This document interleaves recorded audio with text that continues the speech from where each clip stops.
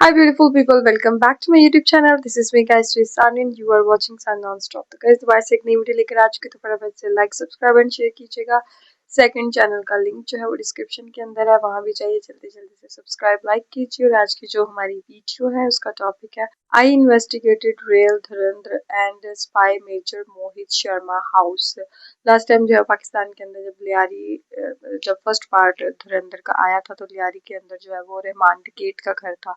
तो वो सारा चीजें हम लोगों ने देखी। आज हम इंडिया के अंदर जो है वो स्पाई है मोहित शर्मा, ठीक है, मेजर मोहित शर्मा, जो कि जिसके ऊपर सारी धुरंधर मूवी जो है वो बनी हुई है। मैं इनकी फोटो देख रही तो काफी रिजेम्बलेंस है इनकी और रणवीर सिंह की, तो इसलिए जो है वो डायरेक्टर ने रणवीर को जो है वो उठाया होगा इस करेक्टर के लिए।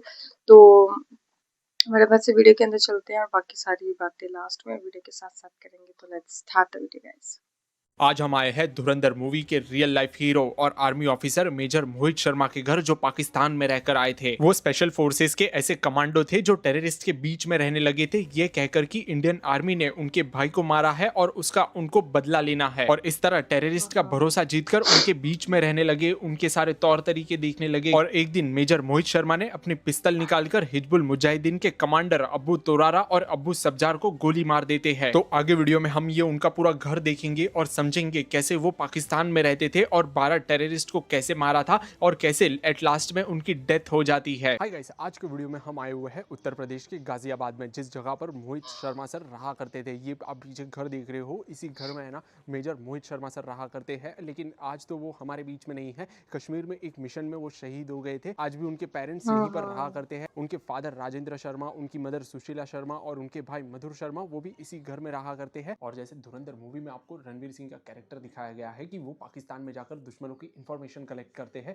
वैसे ही मोहित शर्मा सर की भी स्टोरी है। वो दुश्मनों के बीच में जाते हैं, टेररिस्ट के बीच में जाते हैं पाकिस्तान के अंदर और उनसे दोस्ती करके उनको मार देते हैं, जिसके बारे में हम आगे बात करेंगे। और मूवी में जैसे रणवीर सिंह ने बड़े बड़े बाल और बड़ी बड़ी दाढ़ी रखी थी, मोहित सर ने भी पाकिस्तान जाने के टाइम वैसे ही बड़े बड़े बाल और बड़ी बड़ी दाढ़ी रखी थी। हाँ, इंस्पायर्ड है ना करेक्टर। नाक की वो सारी शेप रणवीर जैसी है। सबसे पहले मैं आपको काफी रूम दिखा रिजेम्बलेंस है। देता हूँ, फिर हम बात करेंगे वो कैसे पाकिस्तान में पहुंचे थे। वैसे ज्यादातर टाइम तो वो ड्यूटी पर रहा करते थे, लेकिन जब भी वो अपने घर आते थे तो वो इसी रूम में रहा करते थे। और आज भी उनकी फैमिली इसी रूम में रहा करती है। देखो यहाँ पर एक बड़ी सी पेंटिंग लगी हुई है मोहित शर्मा सर की, और ये देखो ये उनकी रियल फोटोग्राफ है जब भी वो मेजर की पोस्ट पर गए थे। और उनके सारे मेडल्स भी देखो यहाँ पर लगे हुए हैं। और देखो उनको है ना अशोक चक्र से भी सम्मानित किया गया था। और देखो यहाँ पर एक पेंटिंग भी बनी हुई है मोहित शर्मा सर की। और देखो यहाँ पर इंडियन फ्लैग है, और जो ये एक आर्मी की रियल बेल्ट है जो वो यूज किया करते थे। और यहाँ पर पैराशूट रेजिमेंट लिखा हुआ है।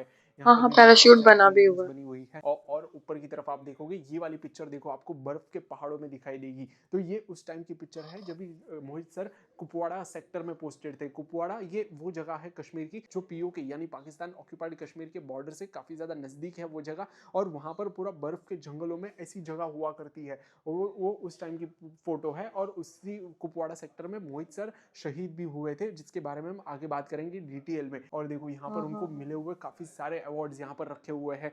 और देखो एक और पिक्चर है यहाँ पर उनकी, जो कि उस टाइम पर वो कुपवाड़ा सेक्टर में ही पोस्टेड थे और वो शहीद हुए 21 मार्च 2009 में। उस टाइम पर कश्मीर में है ना पूरा बर्फ का इलाका था। और देखो अपने साथ एक गन लिए हुए है, और पूरी उन्होंने ये व्हाइट कलर की जैकेट पहनी हुई है, पैंट पहने हुए हैं बर्फ से ठंडी से बचने के लिए। और एक फोटो आप उनकी देख सकते हो, ये भी उनकी रियल फोटो है जब भी वो है ना यहाँ पर आंध्र प्रदेश बेलगाम में यहाँ पर पोस्टेड थे। उनकी बाइक पर नंबर लिखा हुआ है एपी का। तो ये उस टाइम की फोटो है जब भी वो शायद है ना बेलगाम में पोस्टेड थे आंध्र प्रदेश में। और यहाँ पर भी देखो मोहित सर की है ना एक रियल फोटो लगी हुई है जब भी वो ये है ना शायद ट्रेनिंग के टाइम की फोटो है, जब भी वो जामनगर में ट्रेनिंग कर रहे थे आर्मी के लिए।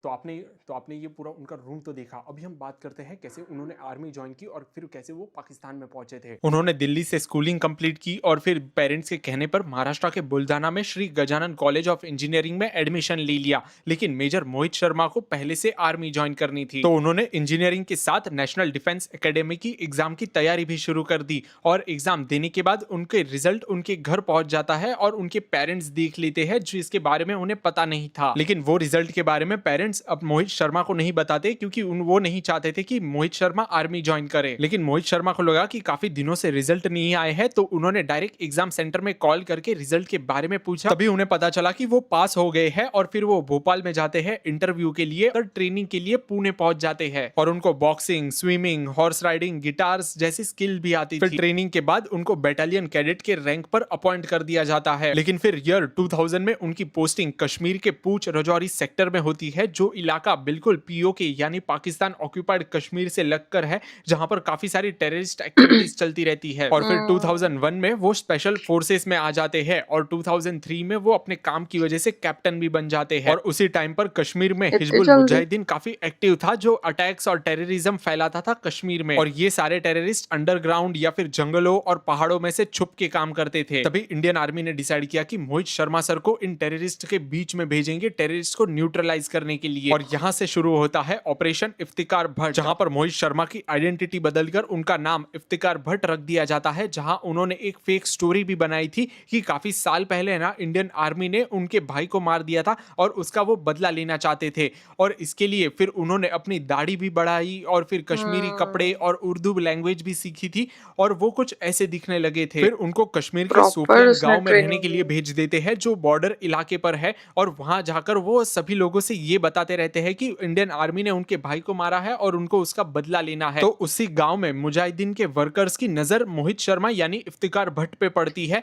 और वो उनको अपने कमांडर से मिलवाने के लिए लेकर जाते हैं, ये सोचकर कि ये इंडियन आर्मी पे अटैक करने के लिए काम आ सकते हैं। फिर मार्च 2004 में वो मिलते हैं अब्बू तोरारा और अब्बू सब्जार से, जो हिजबुल मुजाहिदीन के कमांडर थे। और उनको भी वही सारी स्टोरीज बताई और उनका भरोसा जीतकर उनको ये भी बताया कि उन्होंने एक प्लान भी बना रखा है, जहां चेक पॉइंट्स पर आर्मी जब ही क्रॉस करेगी तभी उन पर अटैक प्लान किया जा सकता है, जिससे टेररिस्ट को उनके ऊपर और भी भरोसा हो गया। और फिर वो टेररिस्ट इफ्तिकार भट्ट यानी मोहित शर्मा को पीओके यानी पाकिस्तान ऑक्यूपाइड कश्मीर के सीक्रेट कैंप्स में ले जाते हैं और वहां मोहित सर सारी चीजें ऑब्जर्व करते हैं और उनके काम करने के तौर तरीके, अम्युनिशंस, कितने लोग हैं, सारी चीजें वहां ऑब्जर्व करते हैं। और वहीं पर रहकर इफ्तिकार भट्ट टेररिस्ट के साथ मिलकर अटैक पूरा प्लान कर लेते हैं। लेकिन फिर अटैक करने के दिन टेररिस्ट को कुछ डाउट होता है कि इफ्तिकार भट्ट, क्योंकि पहले ये नाम किसी ने सुना नहीं था और काफी जल्दी ये टेररिस्ट के बीच में भी पहुंच गए थे। तो एक टेररिस्ट पूछ लेता है इफ्तिकार भट्ट से कि तुम हो कौन? तो इफ्तिकार भट्ट कहते हैं, भाईजान मुझ पर भरोसा नहीं है तो ये लो गन और मुझ पर गोली चला दो।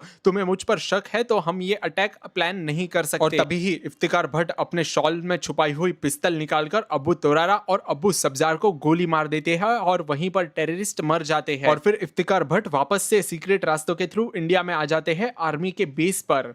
तो आपने देखा ही कैसे वो अच्छा, पाकिस्तान में गए थे और कैसे वहां फिर पर वापस टेररिस्ट को भी? खत्म करके वापस इंडिया में आए थे। लेकिन अभी हम वो बात करते हैं कैसे वो शहीद हुए थे। 2000 के वक्त उनके काम की वजह से उनको मेजर की पोस्ट मिल जाती है और फिर अक्टूबर 2008 में उनको वापस कश्मीर में बुला लिया जाता है। और फिर 21 मार्च 2009 में जब वो कुपवारा एरिया में थे, जो बिल्कुल पीओ के बॉर्डर की तरफ पड़ता है, और उनको खबर मिलती है कि बॉर्डर पर कुछ टेररिस्ट कश्मीर के हाफुरा जंगलों में घुसे हैं और वहां से वो इंडिया में आने वाले हैं। तो मोहित सर अपनी टीम के साथ जंगलों में निकल जाते हैं टेररिस्ट को ढूंढने के लिए। और उस टाइम पर जंगलों में बर्फ भी जमी हुई थी, तो तभी उनको एक फुटप्रिंट्स दिखाई देते हैं। तो वो फुटप्रिंट्स को फॉलो करते हुए आगे बढ़ते हैं। तभी टेररिस्ट आर्मी वालों को स्पॉट कर लेते हैं, तो टेररिस्ट ने वहां से फायरिंग स्टार्ट कर दी और सभी आर्मी ऑफिसर्स पीछे हटने लगे और कवर ले लिया।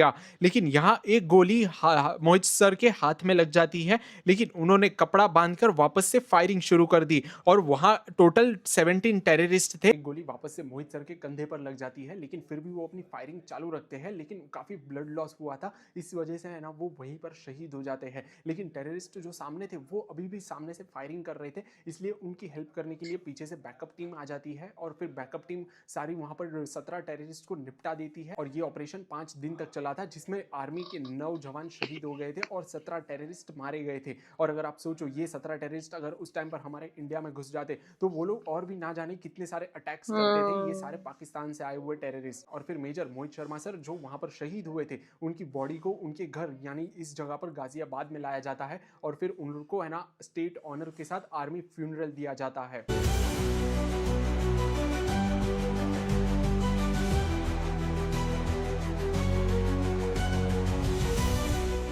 ये गाजियाबाद में राजेंद्र नगर जो मेट्रो स्टेशन था उसका नाम बदलकर है ना मेजर मोहित शर्मा राजेंद्र नगर रखा गया था मोहित सर को डेडिकेट करने के लिए। और इस जगह पर यहाँ पर ब्रॉन्ज का स्टैचू इंस्टॉल किया गया था 2021 में। जो इंडिया के डिफेंस मिनिस्टर है राजनाथ सिंह, उन्होंने यहाँ पर है ना इस स्टैचू का इनॉग्रेशन किया था। अभी हमारे साथ में है मेजर मोहित शर्मा सर के पेरेंट्स, जो कि उनके फादर राजेंद्र शर्मा और उनकी मदर सुशीला शर्मा। मोहित सर का रियल लाइफ में जब वो छुट्टियों पर घर पर आते थे तभी वो क्या क्या करते थे, उनका पर्सनली नेचर कैसा था?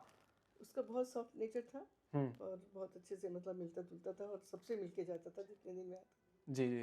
और पार्टी करना, घूमना, बाहर घुमाना, पेरेंट्स को लेके जाना हर जगह। और उसको म्यूजिक मूवी दिखाना, हम लोगों को भी उसको मूवी का बहुत शौक था कि भाई नई मूवी आई, चलो देख के आते हैं। म्यूजिक सुनना जी। और खुद भी म्यूजिक में बहुत इंटरेस्ट लेता था, खुद भी बहुत अच्छा गाता था। तो ये सब उसका शौक था। खाने पीने का तो देखिए छोटे बच्चों को होता ही है, हर चीज़ का खा लेते हैं, लेकिन बहुत इस चीज़ में उसको ड्राइंग का बहुत शौक था। हर चीज़ उसको नई चाहिए होती है हर रोज़। जैसे वो मान लीजिए आज माउथ ऑर्गन बजा रहा है तो उसका मन भर गया माउथ ऑर्गन से, तो फिर कोई और चीज़ जैसे उसको लगेगा कि मुझे वो बजाना है भाई, उसने हारमोनियम भी सीखा। जी जी। वो भी बजाता था। और एक वो आता है जिसको बोलते हैं गिटार। गिटार तो बजाता ही था पहले। वो कैसियो हाँ। कैसियो गिटार से पहले उसने कैसियो मुझे चाहिए, कैसियो बजाना सीखा।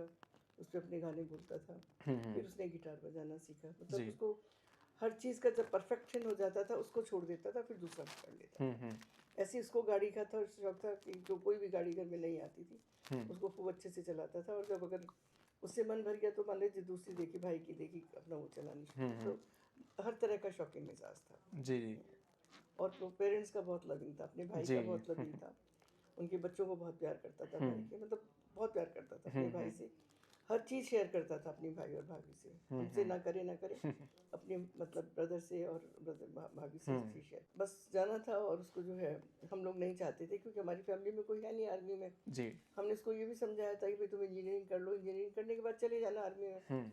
लेकिन उसका एनडीए में कि मुझे अभी जाना है तो भाई तुम एनडीए में। फिर हम कुछ लोग माइंड में ना गोल सेट कर लेकिन कहीं उसने कहा मुझे जाना है तो हमने जो भी उसकी कमियां थी वो पूरी करी। जैसे उसको फीवर था और जॉन्डिस था, वो सब उसका मतलब हमने कराया। अंडरवेट था तो हम रोज लेके जाते थे उसको वहाँ आर्मी बेस हॉस्पिटल। और उसका वो कंप्लीट हो गया तो उसी टर्म में चला गया दिसंबर में। तो मोहित करके गया है, ना कोई फौजी करेगा, ना किसी ने किया है, ना कोई आगे करेगा। ये मेरे से लिखवा लो, मैं मर जाऊंगी तब भी मैं कोरे कागज पे लिख के देने के लिए तैयार हूँ कि जो मोहित करके गया है वो कोई फौजी नहीं करेगा। तो आपने मोहित सर के बारे में सारी सही चीजें बात। तो देखी, और जो धुरंधर मूवी में आपको स्पाई एजेंट दिखाया गया है वो काफी ज्यादा इंस्पायर्ड है मोहित सर और उनके जैसे और भी काफी सारे स्पाई एजेंट से। हालांकि धुरंधर मूवी में पूरी तरह से मोहित सर के बारे में नहीं दिखाया गया है, लेकिन मोहित सर ने वो रियल लाइफ में पहले ही वो सब काम कर दिए थे जो धुरंधर मूवी में रणवीर सिंह आज के टाइम पर हमें दिखा रहा है मूवी में। तो आपको भी ये वीडियो कैसा लगा मुझे नीचे कमेंट्स में जरूर बताना। बस अभी हमें ना ये वाला वीडियो यहीं पे एंड करते। ओके गाइज, ये थी सारी वीडियो जो कि बहुत इंफॉर्मेटिव वीडियो थी। और स्पाई जो होते हैं ना भाई, उनका जो है वो एक सीन होता है कि वो बहुत ज़्यादा बहादुर होते हैं। मतलब दूसरी कंट्री के अंदर जाना, वैसा बोल चाल, रहन सहन, सारी चीज़ें वैसी अडॉप्ट करना, ये कोई इजी बात नहीं होती। और वो जो होते हैं ना वो आम थिंकिंग से थोड़ा सा आगे चल रहे होते हैं स्पाई जो होते हैं। और धुरंधर के अंदर हम लोगों ने देखा तो अब मुझे समझ आई डायरेक्टर ने क्यों रणवीर को उठाया था, क्योंकि वो काफी रिजेम्बलेंस है यार उसके मेजर मोहित शर्मा के साथ। तो इसलिए जो है ना उसको उन्होंने रणवीर को पिक किया। और बहुत अच्छा जो है वो धुरंधर के अंदर रणवीर ने भी अपना सारी चीजें काम अच्छे किए हैं। तो गाइज आप लोगों को आज की वीडियो कैसी लगी जरूर बताइएगा, लाइक सब्सक्राइब एंड शेयर कीजिएगा। चलिए गाइस, मिलते हैं आपको नेक्स्ट वीडियो के अंदर। Bye bye.